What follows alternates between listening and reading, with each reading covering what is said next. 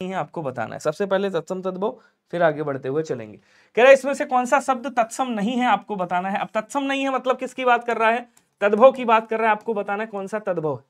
विवाह है, साक है, मुखिया है, जनता है। अब देखिए विवाह का तत्सम क्या, विवाह तत्सम शब्द है, इसका क्या हो जाएगा तद्भव, ब्याह हो जाएगा। क्या होगा बोलो सर, ब्याह होगा। साक का तद्भव क्या होगा बोलो सर, साग हो जाएगा। ठीक है, जनता क्या है, तत्सम शब्द है आपका, बचा कौन सा, मुखिया। मुखिया बोलेंगे तद्भव शब्द है, ये क्या हो जाएगा, इसका तत्सम क्या होगा बोलो सर, मुख्य हो जाएगा। मुख्य क्या है, तत्सम शब्द है। ऑप्शन नंबर सी वाला आपका राइट हो जाएगा। बोलो क्लियर, बहुत बढ़िया जी मथुरा जी।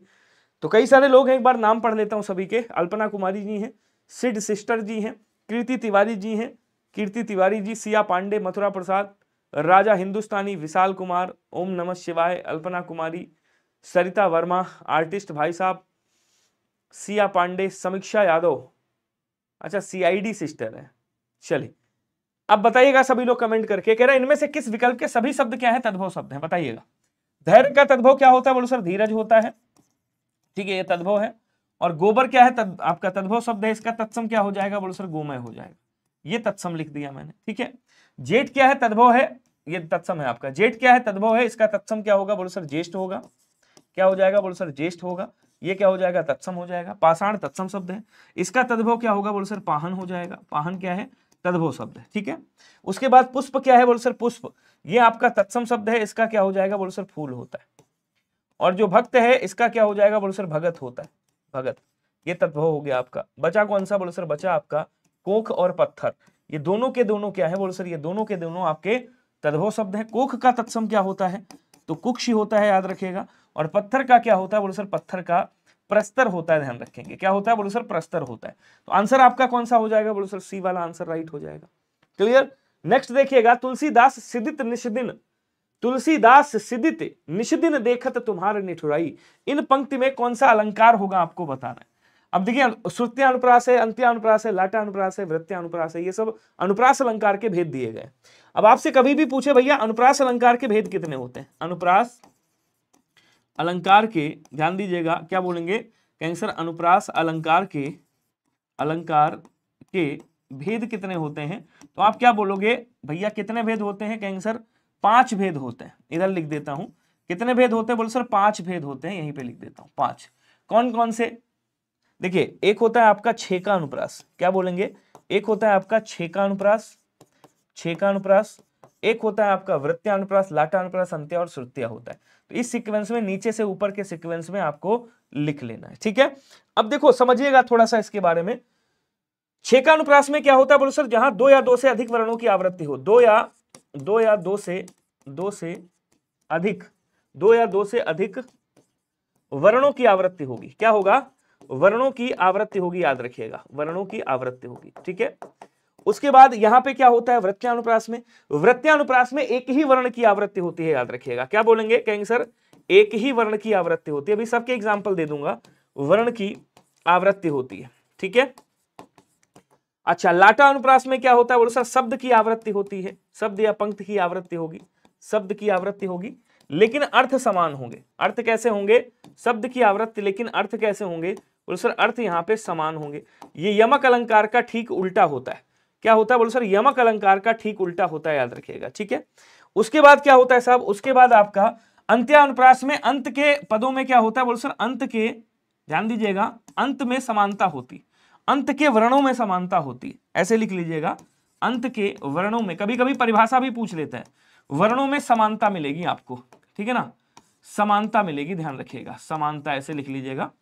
और श्रुत्यानुप्रास में क्या होता है बोलो सर, एक ही वर्ग के वर्ण मिलते हैं, एक ही वर्ग के वर्णों की आवृत्ति, वर्णों की आवृत्ति होती है, ध्यान रखिएगा। क्लियर हुआ क्या सभी को, एक बार बताएंगे क्या ये सब क्लियर हुआ, एक बार बताइएगा सभी लोग। तो अनुप्रास अलंकार के 5 भेद हो गए आपके। अब यहां क्या कह रहा है जरा समझिएगा, यहां कह रहा है तुलसीदास सिदित निषदिन देखत तुम्हार निठुराई। तो यहां पे क्या आ रहा है बोलो सर, तुलसी आ रहा है, ठीक है ना, सा यहां पे आ रहा है, सा यहां पे आ रहा है, सा यहां पे आ रहा है, सा यहां पे आ रहा है, ना यहां पे है, ना यहां पे है, दा यहां पे है, दा यहां पे है, ता यहां पे है। तो आंसर कौन सा होगा जरा बताइएगा, सभी लोग कमेंट करेंगे। बड़ा प्यारा सा क्वेश्चन है। देखिए यहां पे कौन सा आ रहा है बोलो सर, ता वर्ग आ रहा है, ता वर्ग की रिपीटेशन हो रही, ता था दा धा ना की बात हो रही है। ठीक है ना, थोड़ी देर के लिए सा को भूल जाओ। यहाँ पे देखो क्या हो रहा है, बोलो सर ता वर्ग की रिपीटेशन हो रही है, तो यहाँ कौन सा हो जाएगा कैंसर, यहाँ पे आपका श्रुत्य अनुप्रास हो जाएगा, ऑप्शन नंबर ए वाला राइट हो जाएगा। क्लियर। चलिए अगला क्वेश्चन देखिएगा। अगला क्वेश्चन क्या कह रहा है, मैंने आपको बताया था अगर एसएससी जीडी का जो रिजल्ट है वो आपका 25 से 30 अप्रैल के बीच में आना था, जो कि नहीं आया। ठीक है, तब मैंने बताया था जो फिजिकल होगा इसका, वो फिजिकल जाएगा 4 जून के बाद, और ये लिख के ले लीजिए जो फिजिकल जाएगा वो 4 जून के बाद ही जाएगा। ठीक है, 4 जून के बाद ही में आपका फिजिकल होगा एसएससी जीडी का। रिजल्ट आपका 4-5 दिन में आपको देखने को मिल जाएगा। ब्रज भाषा का विकास किस अपभ्रंश से होता है जरा बताएंगे। सौरसैनी, अर्धमागधी, मागधी, पैसाची, कमेंट करेगा सभी लोग। जब मैं बात करूंगा सौरसैनी की, तो सौरसैनी से कौन कौन सी निकली, बोल सर सौरसैनी से आपकी पश्चिमी हिंदी निकली है। कौन सी निकली है, पश्चिमी हिंदी। ठीक है, उसके बाद आपकी राजस्थानी निकली है, राजस्थानी, और राजस्थानी के बाद कौन सी निकली, बोलो सर राजस्थानी के बाद आपकी गुजराती निकली। कौन सी निकली है, बोलो सर राजस्थानी के बाद आपकी गुजराती भी कहां से निकली है, सौरसैनी से निकली है, याद रखिएगा। तो ये जो आपकी जितनी भी भाषाएं हैं ये कहां से निकली है, सौरसैनी अपभ्रंश से निकली है। ठीक है, जो आपकी यहाँ पे पश्चिमी हिंदी है, पश्चिमी हिंदी से कौन कौन सी निकलती, बोलो सर पश्चिमी हिंदी से आपकी खड़ी बोली। कौन सी निकलेगी, बोलो सर खड़ी बोली। हालांकि ये मैं कई बार बता चुका हूं आपको, इसको क्या कहा जाता है, बोलो सर कौरवी कहा जाता है, लेकिन मैं बार बार बताऊंगा, भूलने नहीं दूंगा आपको। एक आपकी कौन सी निकलती, बोलो सर एक आपकी हरियाणवी निकलती है। क्या बोलेंगे कहीं सर, हरियाणवी निकलती। हरियाणवी को क्या कहा जाता है, बोलो सर हरियाणवी को बांगरू के नाम से जाना जाता है। उसके बाद कौन सी निकलती है, उसके बाद आपकी ब्रज भाषा निकलती है। क्या बोलेंगे, ब्रज भाषा निकलती है यहां से। ठीक है, उसके बाद आपकी कन्नौजी भी यहीं से निकलती है, कन्नौजी। कन्नौजी के बाद आपकी कौन सी आ गई, बोलो सर बुंदेली भी यहीं से निकलती। तो ये किसकी हो गई, बोलो सर ये आपकी पश्चिमी हिंदी की 5 उपबोलियां हो गई। और पश्चिमी हिंदी कहां से, सौरसैनी आई, तो ब्रज भाषा कहां से आ जाएगी, सौरसैनी से ही मानी जाएगी भाई। सौरसैनी से पश्चिमी हिंदी निकलती, बोलो हाँ या ना। अर्धमागधी से आपकी कौन सी निकलेगी, बोलो सर पूर्वी हिंदी निकलेगी। कौन सी निकलेगी, बोलो सर पूर्वी हिंदी निकलेगी। और पूर्वी हिंदी से आपकी 3 और निकलती हैं। एक आपकी कौन सी, बोलो सर एक आपकी अवधी निकलती है। अवधी के बाद आपकी एक बघेली निकलती है, बघेली। और बघेली के बाद कौन सी निकलती, बोलो सर छत्तीसगढ़ी यहीं से निकलती, छत्तीसगढ़। ये कहां से आ गई, ये आपकी पूर्वी हिंदी से निकलती हैं। मागधी की अगर मैं बात करूं तो मागधी से कौन कौन सी, बोलो सर मागधी से आपकी बिहारी निकलती है, बिहारी। बिहारी के बाद आपकी कौन सी, बांग्ला यहीं से निकलती है, बांग्ला। बांग्ला के बाद आपकी उड़िया भी यहीं से निकलती है, उड़िया। ठीक है, उड़िया। एक्सप्लेनेशन सही लग रहा है या हटा दूं, उड़िया। और उड़िया के बाद असमिया भी आपकी यहीं से निकलती है। क्या निकलेगी, बोलो सर असमिया भी यहीं से निकलती है, याद रखिएगा। देखिए एक बात हमेशा आप लोग याद रखिएगा, जितना एक्सप्लेनेशन से पढ़ोगे, जितना एक्सप्लेनेशन करोगे, जितना क्वेश्चन को तोड़ोगे, क्वेश्चन उतना आपके अंदर समाहित होता जाएगा। यहां से पैसाची से आपकी लहंदा और पंजाबी निकलती हैं 2। ठीक है, 2 निकलती हैं, याद रखिएगा। बिहारी हिंदी की अगर मैं बात करूं थोड़ी देर के लिए, तो बिहारी हिंदी से कौन कौन सी, बोल सर एक आपकी मैथिली निकलती है, इसका फोड़ देता हूं पूरा, मैथिली निकलती है। उसके बाद आपकी मगही निकलती है, मगही। और मगही के बाद कौन सी निकलती है, बोल सर भोजपुरी निकलती है। इस पूरे क्वेश्चन का पोस्टमार्टम हो गया। एक बार सभी लोग कमेंट करके बताइएगा समझ में आया या नहीं आया। आर्टिस्ट भाई साहब कौन है, और सत्या वर्मा जी, हेलो जी, स्वागत है आपका, जय श्री राम। तो यहाँ पे क्या बोलेंगे, ऑप्शन नंबर ए वाला राइट हो जाएगा। पूरा क्वेश्चन का पोस्टमार्टम आपके सामने हो गया। संतोष में कौन सा उपसर्ग होगा बताइएगा, कमेंट करेंगे सभी लोग। संतोष में कौन सा उपसर्ग होगा, मैंने एक बात बताया था आपको कि संतोष आप ऐसे भी तो लिख सकते हो या नहीं लिख सकते हो, लिख सकते हो। संतोष चाहे ऐसे लिख दो चाहे आप ऐसे लिख दो, बात क्या है, बोलो सर बात दोनों सही। तो मैंने आपको बताया था यदि ऐसा अनुस्वार वाला कोई सीन आ रहा हो, जैसे यहाँ पे ना लगा हुआ है, ना को अनुस्वार बना सकते हैं, तो जब अनुस्वार वाला कोई सीन आ रहा हो तो क्या करते हैं, अनुस्वार को उतारते हैं, माँ लिखते हैं, माँ में हलंत लगाते हैं, उसके बाद जो भी लिखा हुआ है उसको ऐसे लिख देते हैं। तो ये क्या हो जाएगा, सम प्लस तोष होगा। मतलब यहाँ पे जो उपसर्ग है वो कौन सा है, बोलो सर जो उपसर्ग है वो सम है, और तोष क्या है, बोलो सर तोष यहाँ पे आपका मूल शब्द माना जाएगा। तो आंसर कौन सा होगा, बोलो सर आंसर आपका ऑप्शन नंबर बी वाला राइट हो जाएगा। बोलो क्लियर हुआ सभी को, बहुत बढ़िया जी। अगला क्वेश्चन देखिएगा, क्वेश्चन क्या कह रहा है कि मैथिली का संबंध किस अपभ्रंश से माना जाता है बताइएगा। इसीलिए पिछले क्वेश्चन का पूरा पोस्टमार्टम मैंने किया था। तो कह रहा है पैसाची है, नागर है, मागधी है, या फिर सौरसैनी है। देखिए नागर एक शैली है, क्या बोलेंगे कहेंगे सर नागर जो है वो एक शैली है, नागर आपकी भाषा में इसमें नहीं आती। ठीक है, सौरसैनी है, पैसाची है। तो पैसाची से मैंने क्या बताया था, एक आपकी लहंदा निकलती है, और कौन सी निकलती है, और आपकी पंजाबी निकलती है भाई, 2 बताई थी मैंने। ठीक है, फिर आपकी सौरसैनी से पश्चिमी हिंदी, राजस्थानी, गुजराती, बचा कौन सा, मागधी। मागधी से बिहारी निकलती है, और बिहारी देखिए मागधी से क्या निकलेगी, मागधी से आपकी बिहारी निकलेगी, और बिहारी से आपकी मैथिली निकलेगी पहले, मैथिली के बाद फिर कौन सी निकलेगी? मगही निकलेगी। और मगही के बाद फिर कौन सी? पश्चिमी, आपके जो पश्चिमी बिहार है उसमें आपकी भोजपुरी हो जाएगी। अगर कभी भी आपसे पूछा जाए कि भैया आपका उत्तर प्रदेश में सबसे ज्यादा कौन सी बोली बोली जाती है, तो आप क्या कहोगे? भोजपुरी। अंकिता यादव, आप बहुत सटीक उत्तर दे रही हैं, आपको वर्दी लेने से कोई नहीं रोक सकता। इस बार एक वर्दी आपके नाम है। बहुत बढ़िया। गली का शायर, अरे इस पे कोई शायरी बना दिया होता तो और अच्छा लगता। अंतर्मन में कौन सा उपसर्ग होगा? ये गली के शायर से मेरा क्वेश्चन है, आंसर बताइएगा इसमें अंतर्मन में उपसर्ग कौन सा है, कमेंट करिएगा। जल्दी जल्दी कमेंट करेंगे। संधि मैं बता देता हूं, अगर कभी होता तो यहां पे विसर्ग संधि हो जाती। चलिए बताइएगा भाई। गली के शायर साहब, अंकिता ने तुमको थैंक यू बोल दिया। जा सिमरन जी ले अपनी जिंदगी। जा सिमरन, सुना है नहीं सुना है? जा सिमरन जी ले अपनी जिंदगी। जल्दी से आंसर करके बताओ, भी स्पीड में आंसर करते रहो। बहुत शानदार, सभी का आंसर आ रहा है सी। जितने लोगों का सी आंसर आया है, आपकी भैंस पानी में डूब रही है, उसको बाहर निकाल लो। फिर कह रहा हूं पढ़ाई कर लो अच्छे से, लग जाएगी नौकरी अच्छे से, ठीक है? फिर बनना बढ़िया से। अब क्या बोलेंगे इसको जब तोड़ोगे? यहां से क्या निकलेगा? यहां से निकलेगा, देखिए ऐसे होता है, ये बेसिकली ऐसे बनता है, ये ऐसे बनता है अंतर और उसके बाद आता है मन, ठीक है? लेकिन यहां पे आपकी विसर्ग संधि होती है, विसर्ग संधि का उदाहरण है। तो यहां पे हम क्या करते हैं? अंतर को अंतः लिखते हैं। क्या लिखते हैं? बोलो सर, अंतः लिखते हैं। और उसके बाद क्या आता है? बोलो सर, उसके बाद मन आता है। मन यहां पे क्या माना जाता है? बोलो सर, मन मूल शब्द माना जाता है। अंतः यहां पे क्या है? संस्कृत का उपसर्ग लगाया जाता है। तो ये जो अंतः शब्द लगा हुआ है, ये क्या है? बोलो सर, यही उपसर्ग है। ऑप्शन नंबर डी वाला राइट हो जाएगा। बोलो क्लियर हुआ सभी को? बहुत बढ़िया। चलिए अगला क्वेश्चन देखिएगा। गौशाला में कौन सा समास है, बताएंगे सभी लोग। हाँ ये देखो बढ़िया है, कह रहे हैं हमारी नौकरी लग गई है, तब भी पढ़ाई कर रहे हैं बंटी कश्यप जी। इसी को बोलते हैं जज्बा। अभी इनको और कुछ बड़ा करना है भाई। हो सकता है आरओ लेना हो, पीसीएस लेना हो, पीसीएस सीसेट वगैरह में हिंदी आती है, हो सकता है पीसीएस लेना हो सकता है और जो एग्जाम है बड़े बड़े, जैसे वीडियो एग्जाम हो गया, और आपका क्या कहते हैं लेखपाल का एग्जाम हो गया, बहुत सारी चीजें हैं। तो हो सकता है उसकी तैयारी कर रहे हो, तो सीखो, कुछ पढ़ते रहो, पढ़ाई में कमी मत करो। क्या बोलेंगे? गाय के लिए, गौ का मतलब क्या होता है? गौ का मतलब होता है गाय। तो गाय के लिए क्या बोलेंगे? गाय के लिए साला। गाय के लिए साला मतलब वो वाला साला नहीं, गाय के लिए साला मतलब घर। के लिए विभक्ति आ रही है, कौन सा हो जाएगा? बोलो सर, संप्रदान कारक होगा। संप्रदान कारक की विभक्ति है, संप्रदान तत्पुरुष हो जाएगा। बी वाला आंसर क्या कर दीजिएगा? राइट कर दीजिएगा। बोलो क्लियर सभी को? बहुत बढ़िया। सेशन को शेयर कर दिया करो यार, तुम लोग शेयर पता नहीं क्यों नहीं करते। यहां कह रहा बर्बर का विलोम क्या होगा, बताइएगा। जल्दी जल्दी कमेंट कर दो स्पीड में सभी लोग। बहुत शानदार, बढ़िया, लल्लन टॉप।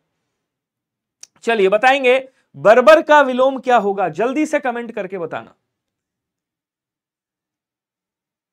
क्या कह रहे हो? कमेंट में देखूंगा तुम्हारा, मैंने पढ़ा नहीं, रुक जाओ मैं इनका कमेंट पढ़ लूं, आप लोगों को भी सुनाऊं जरा। कमेंट क्या कह रहे हैं भैया? ये तुम्हारी दुश्मनी है ना हमसे, हमारी दुश्मनी है तुमसे। सर आप हमारी बेइज्जती किए हैं, तारीख कृपया इस पर प्रकाश डालिए। प्रकाश नहीं, पूरी बिजली डाल देंगे वो, तुम कहो तो मेरे भाई। चलो आ जाओ। बर्बर का विलोम क्या होगा बताइएगा। देखिए निर्भर का विलोम क्या होता है? बोलो सर, अनिर्भर हो जाएगा। क्या बोलेंगे? बल का क्या हो जाएगा? दुर्बल का सबल हो जाएगा। सबल या बलशाली कर सकते हो, बलशाली, बलशाली, ठीक ना, या बलवान भी कर सकते हो आप। ये विलोम बन सकते हैं इसके, पता है आपको? विलोम। दुर्भर होगा नहीं। बर्बर का सभ्य हो जाएगा। सभ्य मतलब भाई सीधा साधा, बर्बर मतलब थोड़ा गुस्सैल आदमी, ठीक है? हाँ, प्रकाश डाल दिया पूरा का पूरा। निम्नलिखित में से रचना पतितों के देश में किसकी है, जरा बताइएगा। अब आप इस पे प्रकाश डालिए जरा, आप जितने लोग भी हो ना सब इस पे प्रकाश डालो। ये क्या कह रहा है? पतितों के देश में किसकी रचना है? जल्दी जल्दी बताएंगे सभी लोग। थोड़ा सा स्पीड में प्रकाश डालिएगा भैया, जोर से बोलो। अच्छा जी, बहुत एक से एक हमारे यहाँ आते हैं क्लास में। आपने सुना होगा क्या, कभी आपने सुना है माटी की मूर्तें किसकी रचना है? माटी की मूर्तें, तो जिसकी माटी की मूर्तें रचना है ना, माटी की मूर्तें, उसी की ये पतितों के देश में है। गेहूं और गुलाब आपने सुना होगा। अच्छा, गेहूं और गुलाब, गेहूं और गुलाब सुना है नहीं सुना है? अगर नहीं सुना है तो सुन लीजिएगा। गेहूं और गुलाब जिसकी रचना है, ठीक है, उसी के। मील के पत्थर तो आपने पढ़ा भी होगा एनसीईआरटी में, मील के पत्थर। तो मील के पत्थर जिसकी रचना है ना, पतितों के देश में उसी की रचना। और इनका नाम क्या है? इनका नाम है राम वृक्ष बेनीपुरी। ऑप्शन नंबर सी वाला राइट हो जाएगा। क्वेश्चन कह रहा है कि जितने मुंह उतनी बातें, इस लोकोक्ति का अर्थ क्या होगा बताएंगे। मुंह ज्यादा होना, मुंह के अनुसार बातें करना, एक ही बात पर भिन्न भिन्न कथन, ज्यादा बातें करना। तो जहां जहां मुंह लिखा है उसको सबसे पहले काट दो। सभी के चेहरे पर हंसी देखकर मन प्रफुल्लित हो गया। सभी ऐसे ही हंसते और मुस्कुराते रहिए। धन्यवाद सर, अब हम जा रहे हैं, आपको दिल से धन्यवाद। आप सभी राष्ट्र के भविष्य के निर्माता हैं। क्या बात है, गली के शायर भाई साहब, फैन हो गया मैं आपका, सच बता रहा हूं। जितने मुंह उतनी बात, एक ही बात पर भिन्न भिन्न विचार कह सकते हैं, भिन्न भिन्न कथन कह सकते हैं। ऑप्शन नंबर सी राइट हो जाएगा। क्वेश्चन कह रहा है कि मूर्धन्य, अल्प प्राण, अघोष वर्ण उदाहरण कौन सा है इसमें से बताइएगा। तो सबसे पहले क्या कह रहा है, मूर्धन्य की बात कर रहा है। मूर्धन्य वर्ण कौन कौन से होते हैं जरा समझिएगा। देखिए मूर्धन्य वर्ण की बात कर रहा है, मतलब या तो री होगा या फिर क्या होगा आपका टावर्ग होगा। टावर्ग होगा, टावर्ग होगा, ऐसे लिख देता हूं, टा, ठा, डा, ढा और णा होगा, या फिर रा होगा। ठीक है, या फिर क्या होगा, बोलो सर रा होगा, इधर रख दो। उसके बाद कह रहा है अल्प प्राण की बात कर रहा है। किसकी बात कर रहा है, अल्प प्राण। तो पहला, दूसरा, तीसरा, चौथा और पांचवा, ये भी अल्प प्राण है। तो ये क्या हो गया, देखिए यहां पे अल्प प्राण की बात कर रहा है, या तो ये होगा या ये होगा या ये होगा, ये दोनों नहीं हो सकते, कट गया। उसके बाद कह रहा है भैया यहां पे ये भी हो गया। उसके बाद कह रहा है अघोष होना चाहिए, अघोष। अघोष का मतलब इन दोनों में से कोई एक, टा या ठा। अघोष वर्ण का उदाहरण कौन सा होगा। अब देखो क्या कह रहा है, मूर्धन्य अल्प प्राण, तो अल्प प्राण तो ये है नहीं, इसका मतलब टा होगा। तो टा कहां पे है, बोलो सर यहां पे है। बी वाला आंसर राइट हो गया। बोलो क्लियर सभी का आया क्या। बैकग्राउंड काला करके लाया करिए, कल से मेरे भाई काला आएगा। विवेक जी कल से काला आएगा। अगला क्वेश्चन देखिएगा, सिंधी भाषा का उद्भव और विकास। सिंधी भाषा का उद्भव और विकास किस अपभ्रंश से माना जाता है, आपको बताना है। अब देखो समझिएगा, पैसाची से मैंने क्या बताया था भाई, लहंदा। पैसाची से क्या बताया था, लहंदा। और कौन सी, और आपकी पंजाबी आती है, बोलो हाँ या ना। कहेंगे सर एकदम सही। स्वरसैनी से क्या बताया था, आपकी पश्चिमी हिंदी आती है। यहां से दो क्वेश्चन बनेंगे आपके। उसके बाद राजस्थानी आती है, ध्यान से समझिएगा। और राजस्थानी के बाद कौन सी भाई, गुजराती आती है। तीन यहां से निकलती हैं, बोलो हाँ या ना। कहेंगे सर एकदम सही, गुजराती। ठीक है, उसके बाद क्या कह रहा है, मागधी से कौन सी बताई मैंने, तो मागधी से आपको बिहारी बताया था। बिहारी के बाद बांग्ला बताया था, बांग्ला। ये देखो ऐसे पूछता है क्वेश्चन। बांग्ला के बाद आपसे उड़िया बताया था मैंने, उड़िया, उड़ीसा की। और उड़िया के बाद असमिया भी यहीं से निकलती है। ठीक है, उसके बाद क्या कह रहा है भैया, ब्राचट से आपकी कौन सी निकलती है, तो ब्राचट से आपकी सिंधी निकलती है। ध्यान रहे सभी को कि अगर मैं सिंधी की बात करूं तो 1967 में 21वां संविधान संशोधन के द्वारा, 21वां संविधान संशोधन के द्वारा इस भाषा को या इस बोली को क्या किया गया, इस भाषा को संविधान में स्थान दिया गया। कहां स्थान दिया गया, संविधान में स्थान दिया गया। पहले यह संविधान में नहीं थी, संविधान में स्थान दिया गया।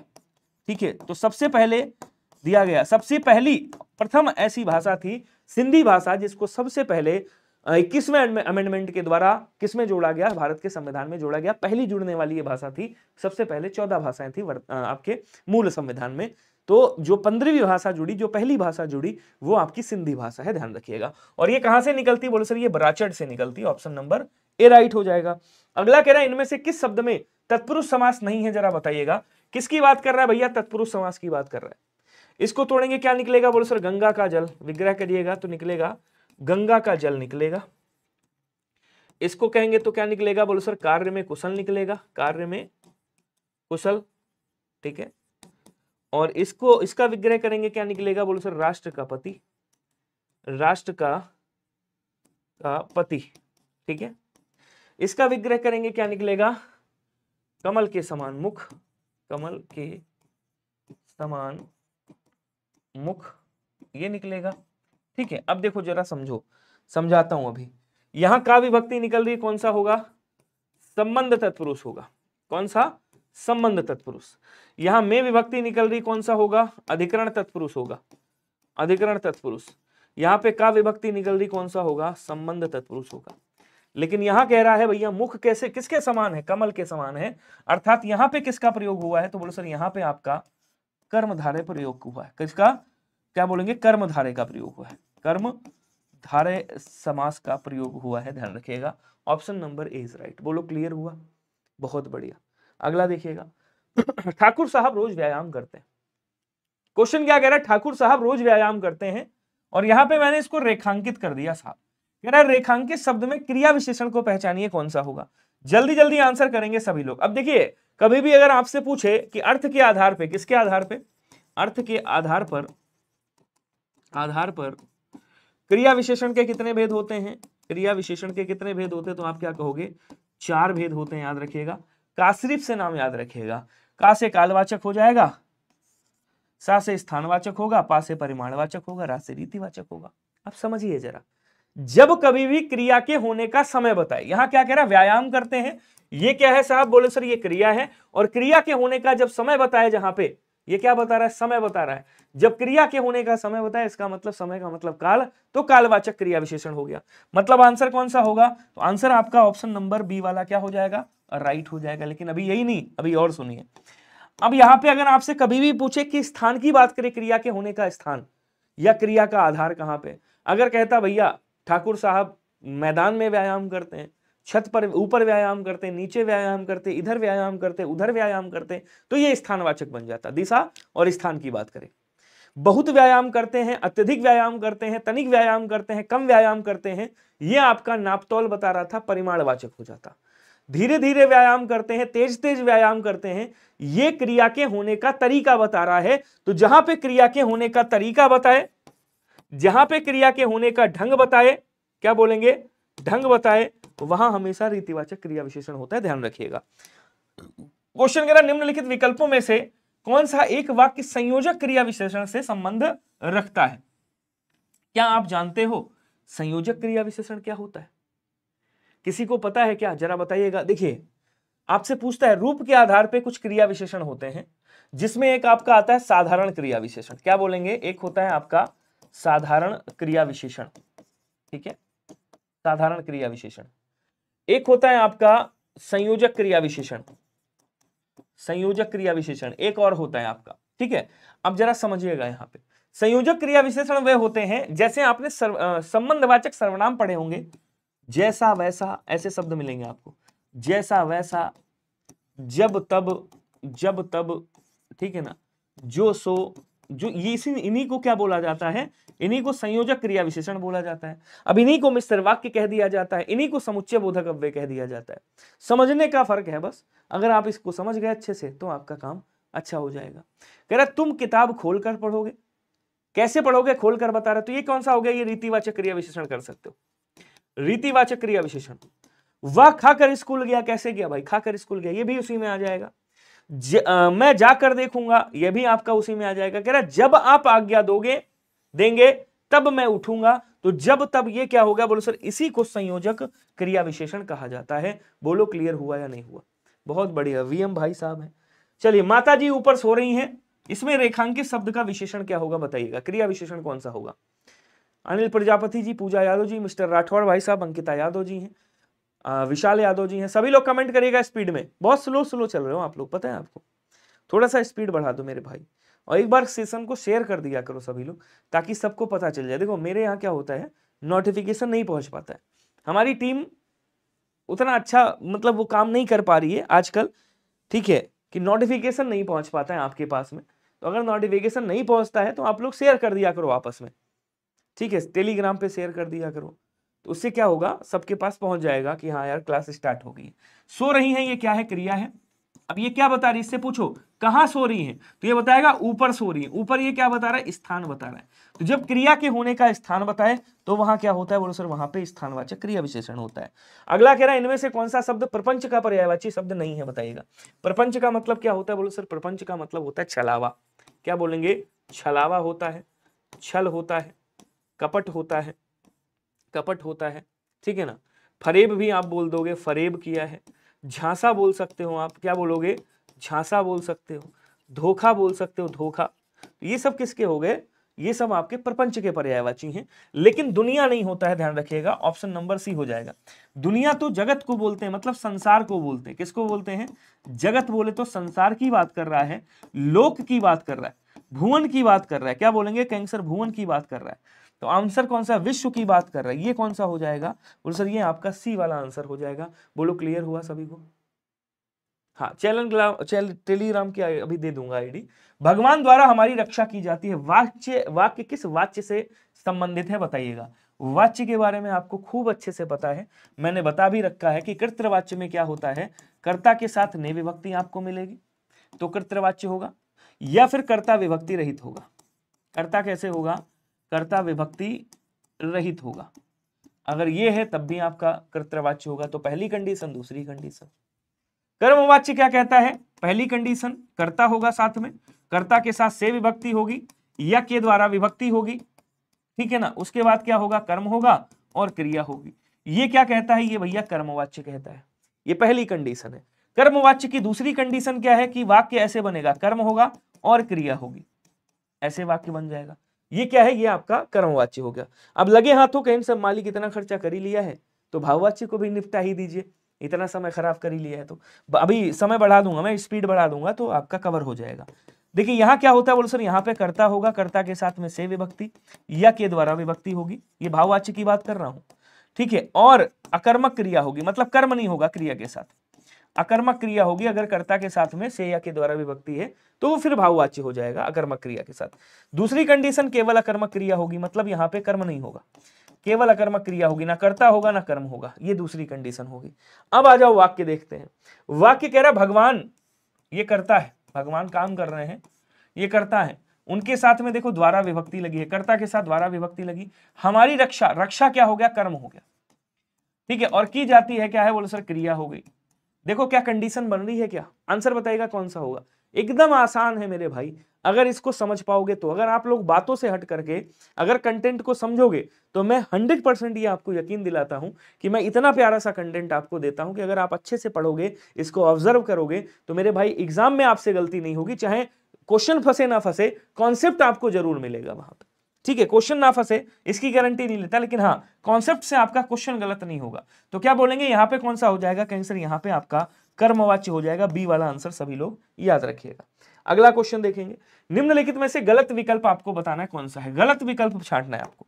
जल्दी जल्दी कमेंट करिएगा भैया। गलत की बात कर रहा है। मैं प्रतिदिन गीता पाठ करती हूं, मैं पाठ करती हूं, मैंने क्या बोला? ये करता है। और जब कर्ता विभक्ति रहित हो, कर्ता के साथ कोई विभक्ति ना लगी हो, तब क्या होता है? कर्तवाच्य होता है। बोले सर एकदम सही बात है। मुझसे इतना दुख नहीं सहा जाता। अब देखो इसको समझो जरा। मुझ क्या है? यहां पे कर्ता है, कर्ता के साथ में देखो से विभक्ति लगी है। इतना दुख नहीं सहा जाता, ठीक है, इतना दुख नहीं सहा जाता। मैं इस गर्मी में नहीं सो सकता। मजदूर लकड़ी काट रहा है। मजदूर करता है, कर्ता के साथ कोई विभक्ति नहीं लगी है, कर्तवाच्य है। बोलो सर सही है, ठीक है। मुझसे इतना दुख नहीं सहा जाता। अब देखो दुख यहां पे क्या हो गया? बोलो सर कर्म हो गया। दुख क्या है? कर्म है, और उसके बाद क्रिया है, तो ये भाववाच्य नहीं होगा, ये कर्मवाच्य होगा। अच्छा, मैं इस गर्मी में नहीं सो सकता। अब मैं क्या है? देखो कर्ता है, कर्ता के साथ में कोई विभक्ति नहीं है, तो यहां भी गलत हो गया। बोलो सर यहां पे आपका कर्तवाच्य होगा, ये आपका कर्तवाच्य होगा। इसका मतलब हम यहां पे कह सकते हैं कि बी और सी जो है वो हमारा दोनों गलत है। बी और सी क्या है? बोलो सर दोनों गलत है। चलिए अगला क्वेश्चन देखिएगा क्या कह रहा है मिस्टर रविंद्र सिंह भा।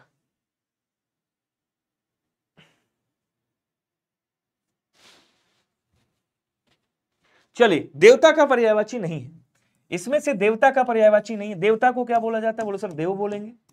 देवता को सुर कहा जाता है, ध्यान रखिएगा, क्या बोलेंगे? सुर कहा जाता है। इनको भैया आदित्य के नाम से भी जाना जाता है, आदित्य बोलते हैं, अजर बोलते हैं। अजर ये कभी बूढ़े नहीं होते, मरते नहीं है, इसलिए अमर बोलते हैं। इनको अमृत्य भी कहा जाता है, ठीक है, अमृत्य कहा जाता है, अमृत्य। और क्या बोलेंगे कहीं सर? इनको गीरवाण के नाम से भी जाना जाता है, याद रखिएगा, गीरवाण बोलते हैं इनको। राक्षसों के दुश्मन है, इसलिए राक्षसारी कहा जाता है, इनको राक्षसारी बोला जाता है, ठीक है। तो इनको सुमन भी कहा जाता है, पता है? सुमन फूल को भी कहा जाता है, सुमन देवताओं को भी कहा जाता है। तो ये क्या हो गया बोलो सर, गीवाण भी हो गया, विबुध भी हो गया, धनुज नहीं होता है, सी आंसर हो जाएगा। धनुष किसका बोलो सर, धनुष तो दानव का होता है, ठीक है, जिनको हम असुर बोलते हैं, क्या बोलेंगे, असुर बोलते हैं। इनको हम दैत्य बोलते हैं, ध्यान रखिएगा, दैत्य कहते हैं, दानव कहते हैं, राक्षस कहते हैं, ये राक्षस के पर्यायवाची, ठीक है ना। धनुज बोलते हैं, और क्या बोलेंगे कैंसर, इनको निशाचर भी कहा जाता है, क्या कहेंगे, निशाचर कहा जाता है, रजनीचर कहा जाता है, रजनीचर, तमचर, ये सब राक्षस के पर्यायवाची होते हैं। आदित्य सूर्य को भी कहा जाता है, और आदित्य जो है वो देवताओं को भी कहा जाता है, ध्यान रखिएगा, क्योंकि कहा जाता है कि देखिए जितने भी अलग अलग देवता हैं उन सबको आदित्य बोला जाता है, क्योंकि ये सब अदिति के पुत्र हैं। तो विशेषकर आदित्य जो है वो सूर्य को भी बोला जाता है, ध्यान रखिएगा, ठीक है। कह रहा निम्नलिखित में से किस विकल्प का विपरीतार्थक युग्म असंगत है। कहने का मतलब यह है कि विलोम शब्द किसका गलत है, अशुद्ध है। तो जो अशुद्ध है उसके बारे में बताएगा, थोड़ी सी स्पीड बढ़ा लेते हैं, टाइम तेजी से जा रहा है। रक्षक का भक्षक बोले सर सही है। एक युगल का एकल, युगल मतलब दो लोग, एकल मतलब अकेला, कहेंगे सर सही है। विस्तृत मतलब जिसका विस्तार हुआ हो, संक्षिप्त मतलब जिसका संक्षेप जो छोटा रूप हो। क्रोध का क्या होता है बोले सर, क्रोध का क्षमा होता है। क्रोध का क्या होता है बोले सर, क्षमा होता है। और कोप का क्या होता है बोले सर, कोप का शांत होता है। फिर बचा कौन सा बोले सर, बचा डी वाला। ये क्या है, एक दूसरे के पर्यायवाची है, ना कि एक दूसरे के विलोम शब्द है। अगला क्वेश्चन देखिएगा, अंडे का शहजादा मुहावरे का अर्थ क्या होगा। कमजोर व्यक्ति, चालाक व्यक्ति, अनुभवी व्यक्ति या अनुभवहीन व्यक्ति। तो अंडे का सहजाता मतलब अंडे के अंदर ही रहा है भैया, घर के बाहर नहीं निकला है। इसका मतलब इसका अनुभव कैसा है बोल सर, कम है। तो यहां क्या हो जाएगा बोल सर, अनुभवहीन हो जाएगा, डी आंसर राइट हो जाएगा। किस विकल्प में परस्पर विलोम शब्द नहीं है जरा बताएंगे। उद्दत का उग्र, अग्र का पश्य, अतिथि का आतिथेय, आह्लाद का विषाद होता है। मैंने आपको एक बात बताया था कि कभी भी आपसे पूछा जाए मेहमान का विलोम क्या होता है, तो क्या बोलेंगे, मेजबान होता है। क्या कहेंगे, मेजबान होता है। इसी तरह से अतिथि का आतिथेय होता है। बोलो सर सही है, ठीक है, मेजबान अच्छे से लिख देता हूं, मेजबान, मेजबान। अच्छा, आह्लाद मतलब खुश होना, विषाद मतलब दुख। तो हर्ष का भी विषाद होता है, आह्लाद का भी आप विषाद कर सकते हो। अग्र का पश्य, अग्र मतलब आगे, पश्य मतलब पीछे। उग्र का विलोम क्या होता है बोलो सर, सौम्य होता है। क्या बोलेंगे, सौम्य होता है। और उद्दत का विलोम क्या होता है बोलो सर, उद्दत का विलोम विनीत होता है। क्या कहेंगे, विनीत कह सकते हो या विनम्र कह सकते हो, क्योंकि उद्दत का मतलब क्या होता है, उद्दंड बालक जिसको बोलते हैं। तो ए वाला आंसर आपका क्या हो जाएगा, राइट हो जाएगा। क्लियर, बहुत बढ़िया। अगला क्वेश्चन कह रहा है इनमें से किस विकल्प की संधि सही है जरा बताइएगा। ये थोड़ा सा अच्छा क्वेश्चन है, लेवल वाला, समझिएगा। कह रहा कवि प्लस इंद्र, देखो यहां से ई निकलेगी और यहां से भी ई निकलेगी, दोनों मिलकर के बड़ी ई बनेगी, लेकिन यहां पे छोटी बना रहा है, गलत हो गया। बोलो सर ये क्या हो जाएगा, कहेंगे सर कविंद्र हो जाएगा ऐसे। और इसमें कौन सी संधि है, तो बोलो सर यहां पे आपकी दीर्घ स्वर संधि का उदाहरण है, ठीक है, पहली बात। दूसरी बात समझिएगा, ठीक है, दीर्घ स्वर संधि, ठीक है। दूसरी बात समझिएगा, राम प्लस ईस लिखा हुआ है, यहां रमेश लिखा हुआ है। जब रमेश का हम विग्रह करते हैं तो राम प्लस ईस नहीं आता है, रमा मतलब लक्ष्मी जी प्लस ईस आता है। अर्थात यहां पे कौन सी है, तो बोलो सर यहां पे गुण संधि का उदाहरण है, ठीक है। तो ये भी गलत हो गया। उसके बाद क्या कह रहा है, सत धन नारी, नहीं सत धन नारी लिखा हुआ है, तो सदनारी नहीं होता है। सत धन नारी जोड़ोगे तो क्या हो जाएगा, बोलो सर सन्नारी होगा, सन्नारी। यहां पे कौन सी संधि है, तो बोले सर यहां पे आपकी व्यंजन संधि का उदाहरण है।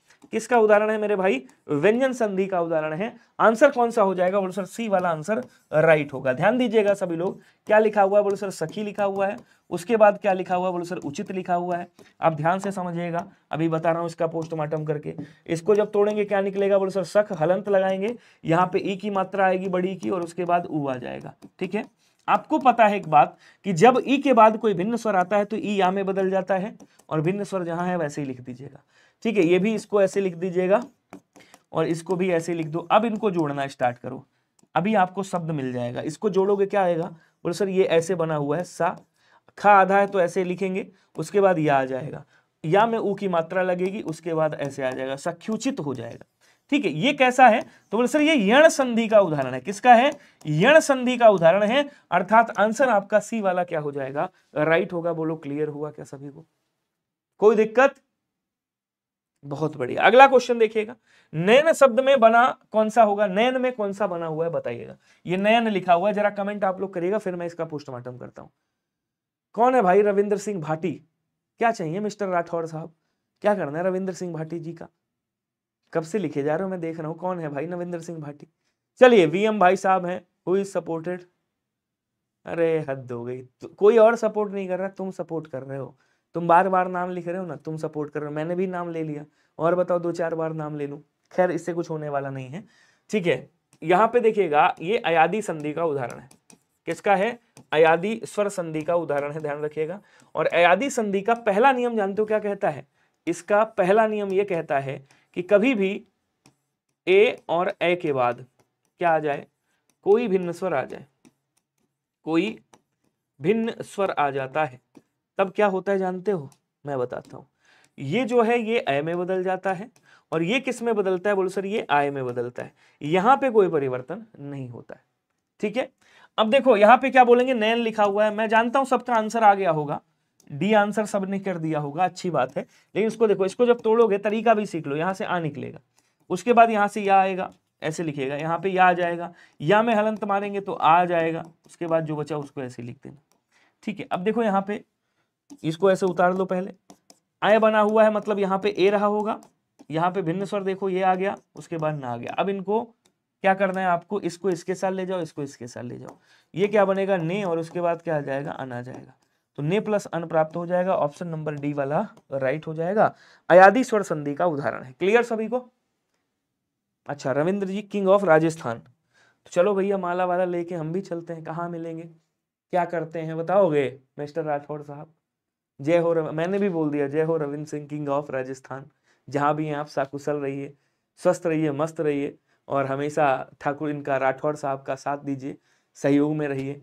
बोल दिया भाई राठौड़ साहब। और बताओ क्या बोलना है? और भी बोलना, जयकारा लगाना है? लगा दो भाई एक बार जयकारा, सभी लोग लगा दो, लगा दो जयकारा लगा दो, भाई का दिल खुश हो जाएगा। देखो पुण्य लेते रहो, कहीं से भी लेते रहो, यहीं से मिल जाए तो यहीं से लेते रहो। आ जाओ। खैर यहाँ पे कह रहा दरवाजे के बाहर कोई खड़ा है, अव्यय के भेद को बताइएगा, कौन सा अव्यय है? सिंपल सा फंडा है, ध्यान से समझिएगा। मैंने आपको हमेशा बताया है क्या, कि संज्ञा और सर्वनाम के बीच में अगर कोई अव्यय शब्द आता है, इधर भी संज्ञा और सर्वनाम है, ठीक है, और इधर भी क्या है? संज्ञा और सर्वनाम है, बीच में अगर कोई अव्यय शब्द आता है तो इसे हम समुच्चय बोधक अव्यय कहते हैं। एक और ये हो गई पहली ट्रिक।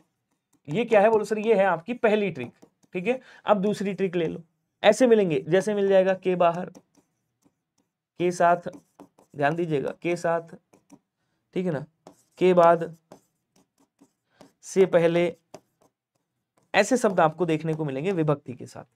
यहां कह रहा के बाहर क्या हो जाएगा? संबंध बोधक अव्यय हो जाएगा। सी वाला आंसर आपका राइट हो जाएगा। क्लियर सभी को? अगला क्वेश्चन देखिएगा, छंद में प्रयुक्त अक्षर को क्या कहते हैं बताइएगा? छंद में प्रयुक्त अक्षर व्यंजन, चरण, मात्रा या वर्ण। तो छंद में जो अक्षर प्रयोग होता है उसे क्या कहते हैं? मात्रा कहते हैं। सी वाला आंसर राइट हो जाएगा।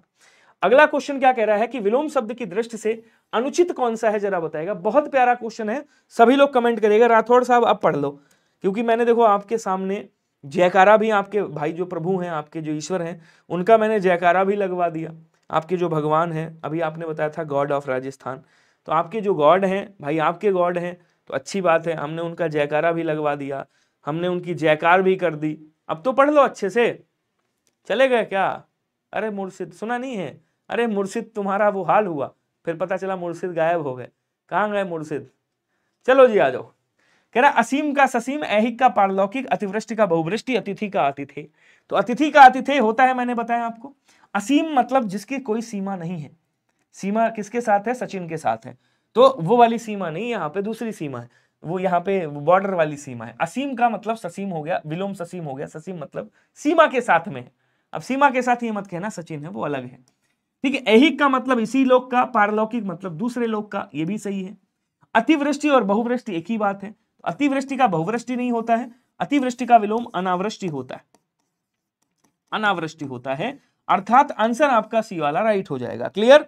नेक्स्ट क्वेश्चन कह रहा है कि भैया आप इस किताब को पढ़े हैं, कर्मवाच्य इसका बदलिए। तो इसमें आपको परिवर्तन करना है। कह रहा आप इस किताब को पढ़े हैं, आप इस किताब को पढ़े हैं, कर्मवाच्य बदलना। आप क्या हो गया? यहां पे कर्ता है, और ये आपका कर्तृवाच्य हो जाएगा। अब इसका बदलना है कर्मवाच्य में। इस किताब को आपके द्वारा पढ़ा गया है। अब देखो पढ़े हैं और पढ़ा गया है, क्या आपने इस किताब को पढ़ा या किताब आपके द्वारा पढ़ी गई? आपने यह किताब पढ़ी। सबसे सटीक आंसर आपको बताना है कौन सा होगा। एकदम आसान क्वेश्चन है, सभी लोग आंसर कर देना यार। क्वेश्चन क्या कह रहा है, आप इस किताब को पढ़ें। देखो इस भी आना चाहिए, किताब भी आना चाहिए, पढ़े हैं, देखिए भाव वही होना चाहिए। तो इस किताब को आपके द्वारा पढ़ा गया है। ऑप्शन नंबर ए वाला क्या हो जाएगा, राइट हो जाएगा। यूपी पुलिस कांस्टेबल का ये क्वेश्चन है, इसी तरह के क्वेश्चन पूछे जाते हैं, बिल्कुल सही। किसी के द्वारा कहे गए वचन को ज्यों का त्यों लिखने के लिए किस चिन्ह का प्रयोग किया जाता है। योजक चिन्ह दो संज्ञा के बीच में, दो वस्तुओं के बीच में लगता है, ठीक है, जैसे ये वाला योजक चिन्ह हो गया। उद्धरण चिन्ह ये होता है आपका ऐसे और ऐसे, ये दोहरा उद्धरण हो गया। ये कौन सा है, दोहरा उद्धरण है। और दोहरा अवतरण या उद्धरण, अवतरण भी कहते हैं, इसको ध्यान रखिएगा। उसके बाद एक चिन्ह ये होता है ऐसे करके, इसको एकल उद्धरण बोलते हैं या एकल अवतरण बोलते हैं, ठीक है। अल्प विराम आपका ये होता है, अर्ध विराम आपका जब अल्प विराम से ज्यादा रुकना हो, समझ गए। उसके बाद आता है एक आपका इससे भी ज्यादा रुकना हो तो ये उपविराम आ जाता है, उपविराम। क्वेश्चन क्या कह रहा है समझिएगा, किसी के द्वारा कहे गए वचन को ज्यों के त्यों उतार देना किस चिन्ह का प्रयोग करते हैं, उद्धरण चिन्ह का प्रयोग करते हैं। बी वाला आंसर आपका राइट हो जाएगा। अगला क्वेश्चन कह रहा है कि राजा भिक्षुक को दान देता है, थोड़ा सा स्पीड बढ़ा दो भाई, 41 मिनट हो गया, 32 क्वेश्चन है, मैं स्पीड बढ़ाता हूं। राजा भिक्षुक को दान देता है, देने के अर्थ में क्रिया है, बेशक को विभक्ति लगी हो, वहां हमेशा कौन सा कारक होता है, बोलो सर संप्रदान कारक होता है। ध्यान रखिएगा, भिक्षुक के लिए क्रिया की जा रही, यहाँ पे भिक्षुक कौन है, तो भिक्षुक आपका संप्रदान कारक हो गया। अगला क्वेश्चन कह रहा निम्न में से कौन सा वर्ण घोष नहीं है, जरा बताइएगा। घोष बोले तो इस सघोष होता है, ठीक है ना। और सघोष किसे कहते हैं, देखिए सघोष कौन कौन से होते हैं। पहला सभी स्वर क्या होते हैं, सघोष होते हैं। उसके बाद आपका या, रा और ला और वा ये भी सघोष होता है। उसके बाद आपका हा जो होता है ये भी सघोष होता है। और उसके बाद आपका चौथे पॉइंट पे कौन सा, तीसरा, चौथा और पांचवा वर्ण कौन सा होता है, सघोष होता है। गिनना चाहो तो आप गिन भी सकते हो, 11 ये हो गए, 4 ये हो गए, 1 ये हो गया और उसके बाद 5 त्रिक 15 ये हो गए। तो 5 4 9 1 10 और 1 11, 1 हासिल लगा, 1 2 और 1 3, 3 कितने होते हैं, 3 33 31 सघोष होते हैं। अब यहां आ जाओ, क्या कह रहा भैया सघोष कौन सा है इसमें से, तो आपने देखा ये जो सा है ये क्या है, अघोष होता है, अघोष होता है। ये पहला है, ये भी अघोष होगा। टा ठा डा तीसरा है, ठीक है, और रा यहां पे है। अच्छा टा ठा ये आपका ये भी अघोष होगा। बचा कौन सा, बोलो सर रा। रा क्या होता है, सघोष होता है। ये देखो बड़ा बड़ा लिख दिया मैंने। ओके, अगला क्वेश्चन देखेंगे, इनमें से योजक चिन्ह कौन सा है, अभी बताया मैंने आपको। ये कौन सा है, बोलो सर ये आपका पूर्ण विराम है। ये कौन सा है, पूर्ण विराम है। ये कौन सा है आपका, अल्प विराम है, अल्प विराम। और ये कौन सा है आपका, ये आपका योजक शब्द है, योजक मतलब योजक चिन्ह है। सी आंसर हो जाएगा। यमात राजभान सलगा छंद गणना के सूत्रों के गणों की संख्या कितनी होती है, बताइएगा। मैंने कहा था नए नए क्वेश्चन आएंगे, बढ़िया बढ़िया क्वेश्चन आएंगे। सभी लोग कमेंट करो स्पीड में। सत्यपाल यादव जी, अंजलि साक्य जी, काजल कश्यप जी हैं, शिखा जी हैं, आर्टिस्ट भाई साहब हैं, राजा हिंदुस्तानी हैं, अल्पना कुमारी जी हैं, अंजलि जी हैं। सभी लोग कमेंट करके बताओ आंसर क्या होगा। क्या कह रहा है, यमात राजभान सलगा। देखो यहां से या उठाओ और यहाँ पे लिखो या प्लस गढ़, थोड़ा मिला के, या प्लस गढ़ यगढ़ हो गया। यहां से माँ उठाओ, लिखो माँ, पीछे गढ़ लगा दो, मगढ़ हो गया। यहां से ता उठाओ, ता लिखो, गढ़ लगा दो, तगड़ हो गया। यहां से रा उठाओ, गढ़ लगा दो, रगड़ बन गया। यहां से जा उठाओ, गढ़ लगा दो, जगड़ बन गया। यहां से भा उठाओ, गढ़ लगा दो, भगड़ बन गया। यहां से ना उठाओ, गढ़ लगा दो, नगड़ बन गया। और उसके बाद यहां से सा उठाओ, सगड़ बन गया। कितने हो गए साहब, 1 2 3 4 5 6 7 8, कितने होते हैं, 8 होते हैं। अब यही है जो सूत्र की गिनती ज्ञात करता है। गिनती अगर ज्ञात करना है तो कैसे ज्ञात करो, मान लो यगड़ की आपको गिनती ज्ञात करना है, ये यगड़ लिखा हुआ है, तो यहां देखोगे यहां से आगे की 3 मात्राएं ले लो। आपने कहा 1, देखो इसमें अनुस्वार लगा है, 1 सॉरी अल्प आपका अर्ध क्या कहते हैं आपका लघु स्वर लगा हुआ है, इसलिए यहाँ पे 1 मात्रा। यहाँ देखो दीर्घ स्वर लगा है तो 2 मात्रा, यहाँ भी दीर्घ स्वर लगा है 2 मात्रा। अब इसको हटाओ, अब इसको उठा लो आगे की 2। देखो यहाँ पे 2 मात्राएं लगी है माँ के ऊपर, यहाँ ता के ऊपर भी 2 मात्राएं, रा के ऊपर भी 2 मात्राएं। मगड़ में ये वाली मात्राएं होती हैं।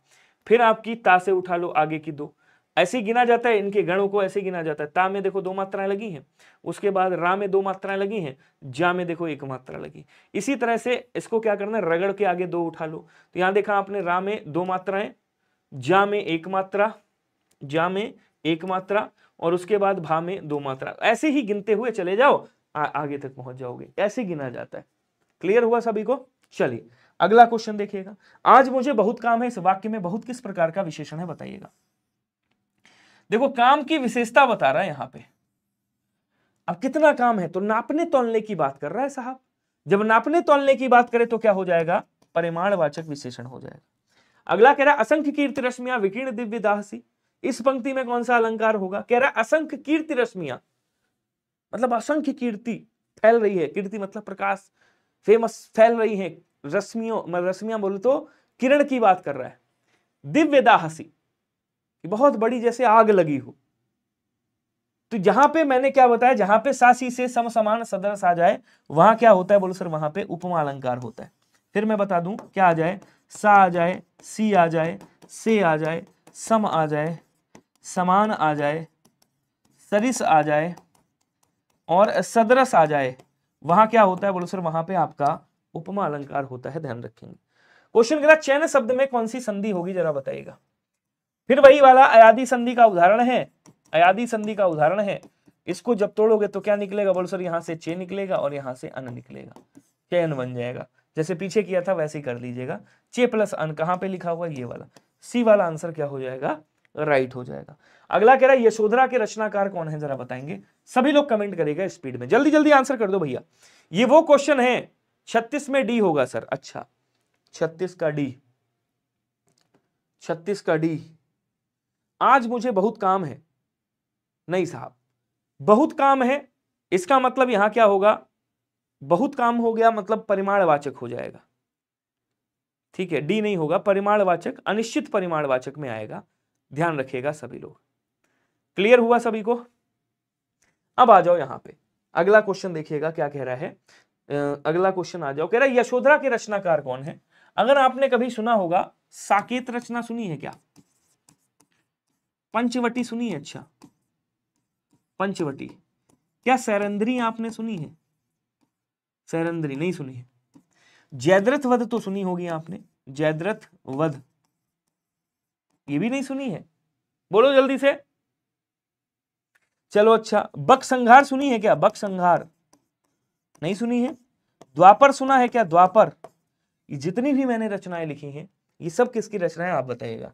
माखनलाल चतुर्वेदी की रचना तो आपको खूब पता होगा, क्यों, एक रचना है इनकी हिम तरंगिणी, आपको खूब पता होगा, कई बार मैंने बताया हिम तरंगिणी। ठीक है, ये इतनी फेमस रचना है, इसके लिए इनको 1955 में प्रथम साहित्य अकादमी पुरस्कार से नवाजा गया है।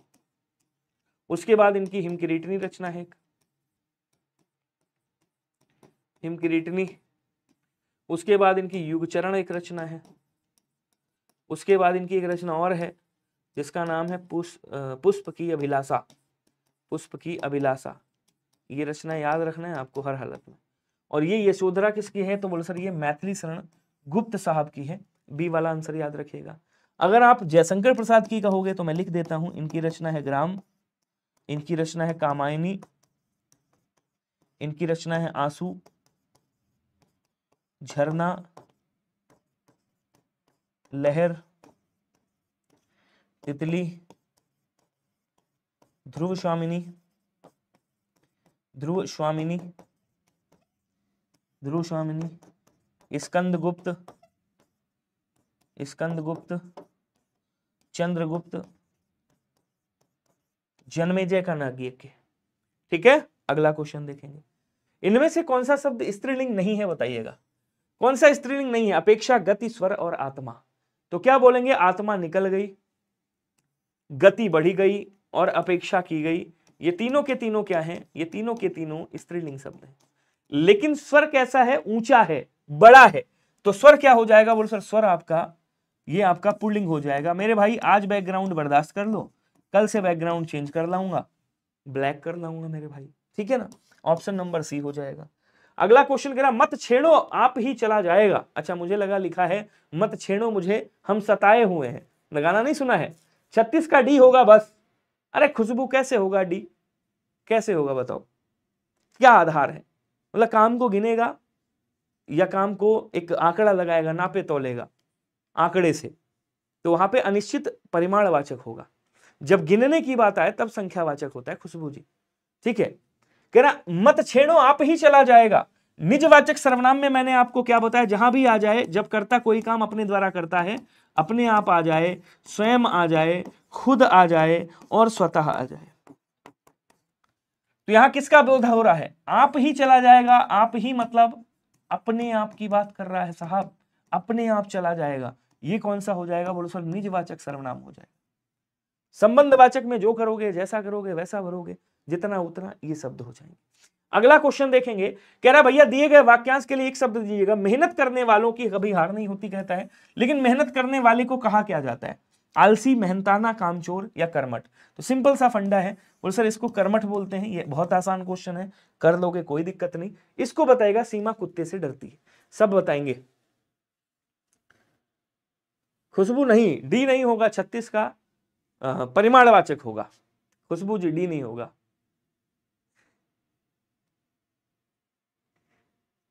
ठीक है खुशबू जी, वो डी नहीं होगा, वो संख्यावाचक नहीं होगा, परिमाणवाचक ही मानना पड़ेगा आपको। मैं भी जिद कर रहा हूं, आप भी जिद करिए, ठीक है। वो कुछ भी हो जाए लेकिन वो परिमाणवाचक ही होगा। आया हुआ क्वेश्चन है, प्रीवियस ईयर का क्वेश्चन है, इसको उठा करके गूगल पे डाल के देखिएगा, आंसर मिल जाएगा। गूगल पे डाल लीजिएगा या प्रैक्टिस जो प्रीवियस ईयर है उसमें मिल जाएगा। सीमा कुत्ते से डरती है, क्या सबका अपादान कारक है? बिल्कुल। जब कभी भी डरने के अर्थ में क्रिया आए, से विभक्ति हो अलग बात है, डरने के अर्थ में, तुलना करने के अर्थ में, निकलने के अर्थ में, शर्माने के अर्थ में, लजाने के अर्थ में, अलगाव की स्थिति में हमेशा अपादान कारक होता है। अगला कह रहा दिए गए शब्द का विलोम क्या होगा, आस्था का विलोम क्या होगा बताइएगा। क्षमा होगा, अनास्था होगा, विराग, प्रार्थना। तो विराग का क्या हो जाएगा, बोलो सर विराग का भाई अनुराग हो जाएगा, अनुराग हो जाएगा। और आस्था का क्या होता है, अनास्था होता है। बी आंसर राइट हो जाएगा। नेक्स्ट कह रहा है कि निम्नलिखित में से उस विकल्प का चयन करें जो दो नावों पर पैर रखना मुहावरे का अर्थ देता है। तो दो नावों पर पैर रखने का मतलब क्या हो गया कि भैया दो, जहां जहां नाव लिखा काट दो, आंसर नहीं होगा। नाव, नदी, दोनों काट दिया। एक साथ कई काम करना नहीं, दो विरोधी पक्षों का आश्रय लेना। तो जो बंदा दोनों पक्षों में रहता है, ठीक है ना, तो कहते दो नावों पर पैर रखना। चलिए कह रहा निम्नलिखित विकल्पों में से शुद्ध वर्तनी वाला शब्द बताइएगा कौन सा होगा। उपरोक्त, देखिए उपरोक्त जैसा शब्द नहीं होता, उपयुक्त लिखा जाता है। क्या लिखा जाता है, बोलो सर उपयुक्त लिखा जाता है।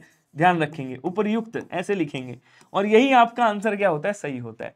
तो आंसर क्या हो जाएगा, बोलो सर डी वाला आंसर आपका राइट हो जाएगा। ठीक है, अगला क्वेश्चन देखिएगा।